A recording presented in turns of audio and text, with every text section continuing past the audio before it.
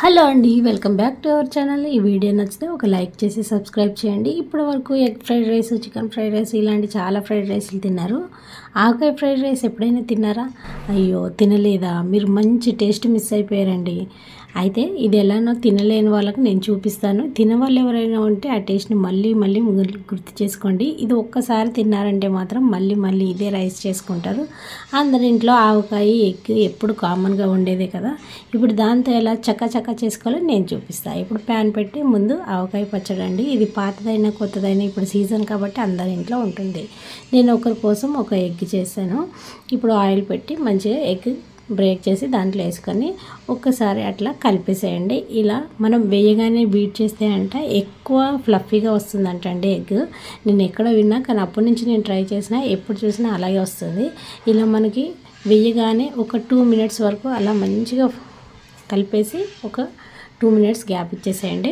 ఇప్పుడు అది మంచిగా ఫ్రై అవుతుంది కదా, దాంట్లో కొంచెం సాల్ట్ ఇప్పుడే కాదు పసుపు వేసేసాను. పసుపు వేసిన తర్వాత ఇప్పుడు టేస్ట్కి సరిపడా సాల్ట్, ఎగ్కి సరిపడా మాత్రమే సాల్ట్ వేయండి. ఎందుకంటే మనకి ఆవకాయ పచ్చడిలో ఆల్రెడీ సాల్ట్ ఉంటుంది కాబట్టి ఎక్కువ వేయకండి.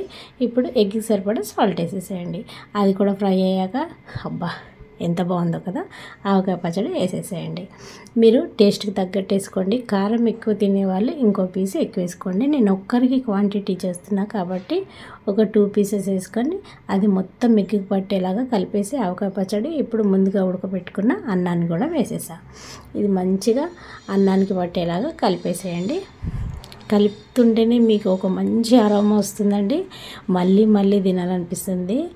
అసలు ఆ టేస్ట్, ఆ వాసన నాకు చెప్తుంటే కూడా నోట్లో నీళ్ళు వస్తున్నాయి. అంత బాగుంటుంది.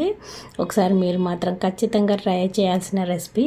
ఆవకాయ అంటే ఇష్టం ఉన్నవాళ్ళు, లేదంటే ఆఫీసులకు వెళ్ళే వాళ్ళు, బ్యాచిలర్స్ ఎవరి దగ్గరైనా కామన్గా ఉండేదే కదండి ఎగ్ ఆవకాయ. ఎప్పుడైనా మనకి వంట చేయబుద్ధి కానప్పుడు, ఏదో లేజీగా ఉన్నప్పుడు ఇలా చక్కగా వేడివేడిగా చేసుకొని తిన్నారంటే ఇంకా ఏ కూర, ఏ బిర్యానీ అవసరం లేదండి బాబు. వానాకాలం, చలికాలం అయితే బెస్ట్ రెసిపీ అని చెప్పొచ్చు. ఎట్లాగా మనం వేడివేడిగా తినాలనుకుంటాం కదా, ఇలా కలిపేగానే ఫస్ట్ మా అమ్మాయి దీనికి రైస్లు అంటే చాలా ఇష్టం. ఇది ఇంకా ఇష్టం, చాలా బాగుంటుంది. మీరు కూడా ట్రై చేయండి.